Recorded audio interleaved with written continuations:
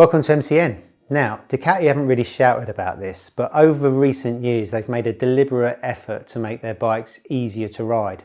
And it's quite a recent thing because even in 2018, when Ducati produced their first V4S, that bike was all about the drama, it was about the big power, it was about MotoGP tech. But the truth of it was so difficult to ride that only a MotoGP rider or Ducati test rider or top racer could really get the best out of it. And for the rest of us, it was a bit of a tricky beast.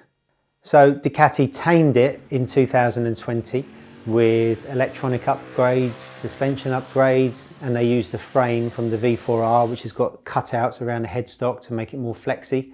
That helped massively. It grew wings as well. Then in 2021, they went a few steps further with a few more tweaks. And in 2022, they've made it easier to ride again in 5 distinct ways. Number 1, electronics. The Panigale now has 4 power modes within each of its 4 riding modes. So you've got a low riding mode, which restricts power to 150 bhp, which is basically the same as a Panigale V2. So you'd use that for the wet or maybe the road. And for the perfect, most manageable power delivery, you've got medium and high power. So that gives you full power, but it's mapped separately gear by gear. So there's no other road bike you can buy at the moment that's got different mapping gear by gear by gear.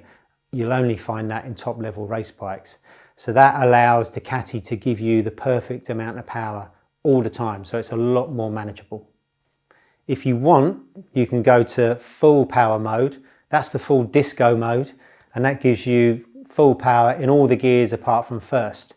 And that kind of makes it feel a lot like the old Panigale. Very dramatic, lots of wheelies, lots of moving and shimmying.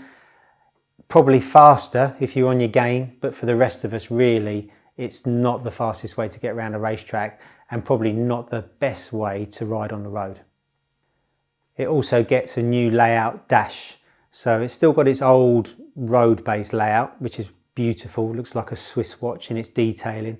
But there's a new track mode, so it's laid out differently with revs that go across the top of the display, so you can see it when you've got your head down under the bubble. You've got a massive gear position sensor, so you can see that nice and easily. And you've also got all your riding modes in bold down the side of the dash, and they actually flicker, so you can see what they're doing as you're riding along. So you can see if you've got a lot of wheelie intrusion, you can see if you're sliding, although you can feel that as well. But that lets you do a couple of things. That will let you adjust your riding actually. So if you've got a lot of wheelie intervention coming in, you can lean over the front of the bike a little bit more, stop the wheelies. If you've got too much sliding, you can kind of adjust your line. So as well as it being a safety aid, it also will help you ride better and help you ride faster as well.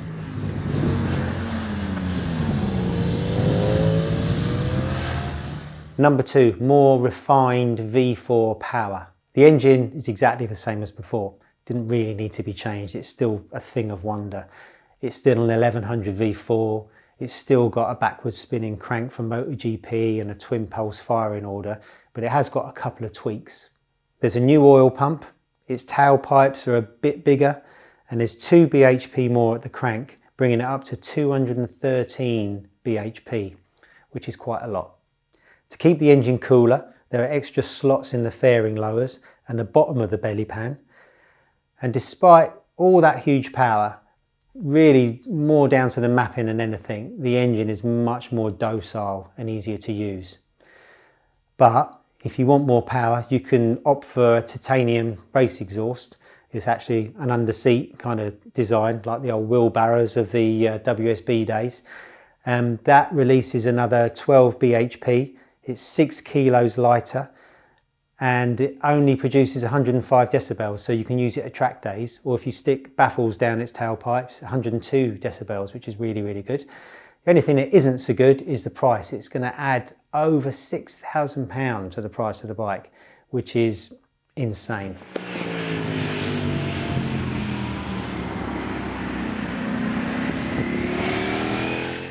Number 3, race gearing.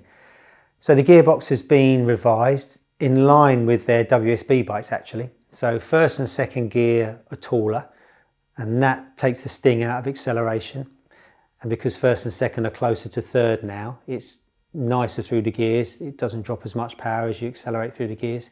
And sixth gear is taller, so it's a faster top speed. Ducati reckon it's about 3 miles an hour faster than the old bike. The gearbox itself is just a peach to use. It just slots up and down through the gears with beautiful precision. The quick shifter and the auto blipper are great. We rode this bike at Jerez and it was just fantastic. It'd be even better with the gears on race shift. It was on road shift, but with race shift, this gearbox is really going to come alive. Number 4, it's more stuck to the ground. It's got new wings. You've got to look at it closely to really see the difference, but they're now slotted. So the idea behind that is that in a straight line, they create less drag. So the bike's faster in a straight line, but they still got the same amount of downforce. So at 186 miles an hour, when the bike's flat out, it produces 37 kilos of downforce, which is huge. So that stops the bike wheeling, that gives it more stability under brakes. It's impossible to say though whether those wings really work in isolation because the Ducati's got so many other fantastic anti-wheelie devices. So you've got really clever engine mapping, it's got electronic wheelie control, the crank spins backwards pushing the front wheel down, and it's got a 4mm higher swing arm pivot position.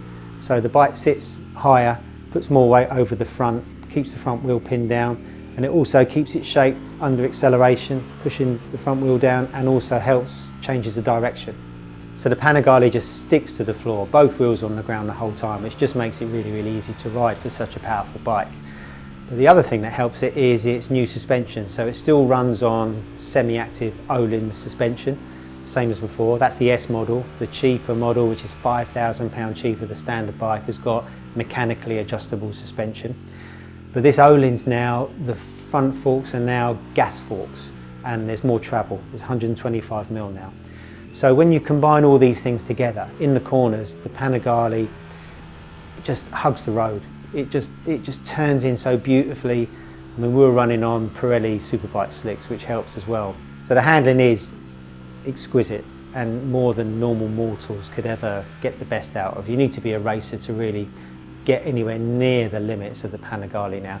It just goes exactly where you want, holds really tight lines. You can place it wherever you want on the track. It's just a joy. And the final weapon in the Panigale's armour, number 5, the thing that's going to make it easier to ride is that it's now easier to hang on. So the seat is flatter, so you can move back and forward a lot easier. The fuel tank is 1 litre bigger, it's now up to 17 litres, and it's kind of taller with more concave slots really, so you can wedge your knees into it under hard braking, so you don't need to use your arms so much. And the shape of the tank's slightly different, and it's easier to get your forearm on it when you're hanging right off in the middle of the corner. Ducati say that the bike's easier to ride for a longer length of time at a track day.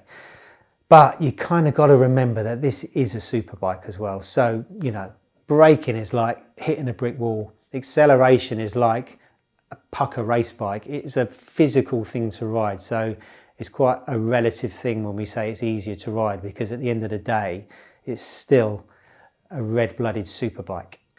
So to sum up, well, the Panigale always used to be about the show, and other superbikes were all about the go. But now things have changed. The Panigale is a lot easier to ride and a lot easier to go fast on. It's now a superbike to make you look like a hero. It's moved on so much now that we've got to the point now where road testers like me can't get anywhere near the limit of a bike like this. Back in the day, because superbikes were more sort of road focused and they had a lot of limitations, you know, you could get relatively close to their limit. But now I'm almost not qualified to talk about what the Panigale can really do. All I can say is how it feels with me riding it in my hands. And it is just exquisite. It is far better than me. It's an incredible bike. It's also a very expensive bike. As we sit here, winter 2021, it's 26 and a bit thousand pounds, which is a huge amount, which kind of makes it a dream bike. It's a bike that not many of us are going to be in a very fortunate position to get.